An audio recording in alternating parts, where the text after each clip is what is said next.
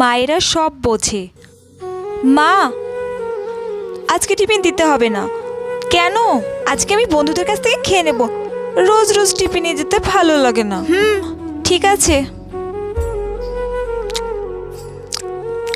ওই, কি টিফিন এনেছিস? আমাকে একটু দে।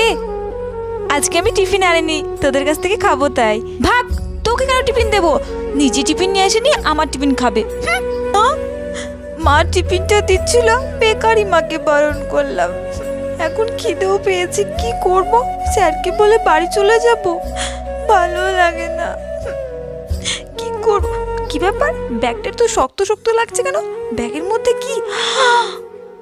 মা আমাকে টিফিন দিয়েছে। যাক গে, বলুক কে তো, টিফিনটা রেখে দিই। পাগলি মেয়ে একটা। সত্যি মায়েরা সব বোঝে। থ্যাংক ইউ মা। ভিডিওটি ভালো লাগলে লাইক করে অবশ্যই সাবস্ক্রাইব করে দিও।